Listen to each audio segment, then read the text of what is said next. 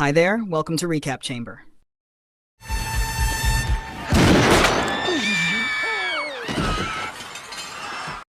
An undercover operation at a marina takes a deadly turn.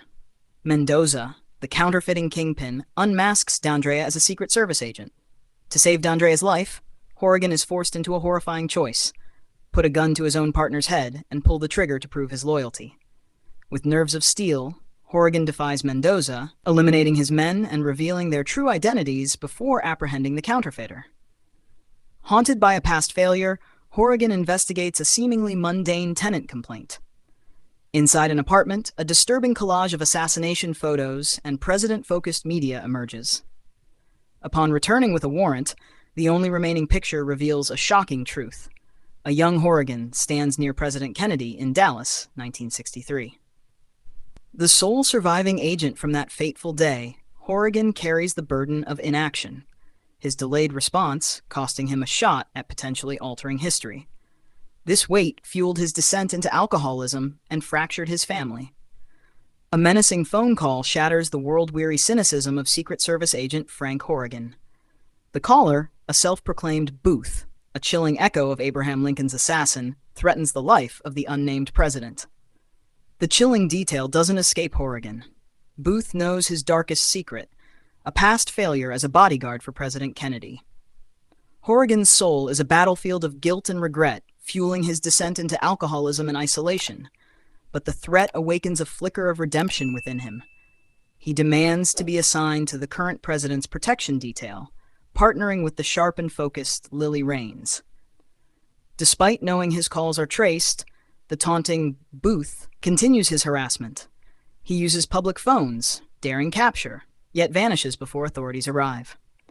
He torments Horrigan, exploiting his past failure with JFK, yet offers a twisted sense of camaraderie with the friend label. During one chase, Booth eludes Horrigan but leaves a crucial clue: a palm print on a passing car.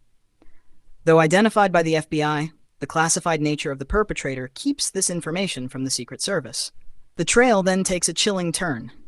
Booth seeks anonymity at a bank, encountering banker Pam.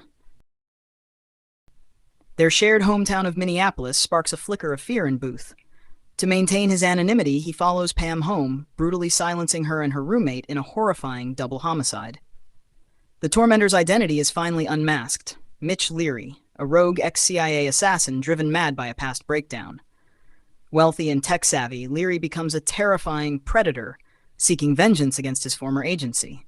His skills allow him to bypass security with a cleverly disguised zip gun and conceal additional bullets. This makes him a major threat at the upcoming presidential fundraising event. Meanwhile, Horrigan grapples with a shaken team. His subordinate, D'Andrea, traumatized by a near-death experience, seeks immediate retirement. Horrigan, however, convinces him to stay on the case. Their dedication pays off when they track Leary through a phone call. A dramatic chase ensues across Washington rooftops, ending tragically. Leary murders D'Andrea, but in a twisted turn, saves Horrigan from a deadly fall. Horrigan is then forced into an agonizing decision: shoot Leary to protect the president, but risk his own life by falling. Torn, he's forced to let Leary escape, prioritizing his own survival over the president's safety. This failure, coupled with D'Andrea's death, plunges Horrigan deeper into despair. At the fundraiser, a critical tip arrives electronically, revealing Leary's presence. Spotting the hidden assassin, Horrigan throws himself in front of the president, absorbing a bullet with his vest. In the chaos, Leary holds Horrigan hostage in a glass elevator. Though wired for sound, sharpshooters miss Leary, shattering the windows. Horrigan seizes the opportunity, engaging Leary in a brutal brawl. The fight spills out through a window, mirroring Horrigan's earlier rooftop ordeal.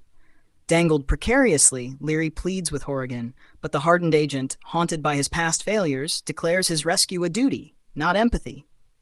Leary, stripped of his murderous mission, chooses death, letting go and falling.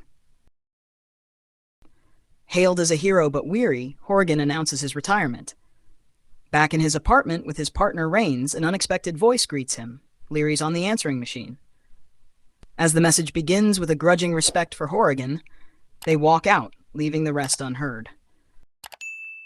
The film concludes with a quiet moment of intimacy for Horrigan and Rains at the Lincoln Memorial, a symbol of both duty and hope.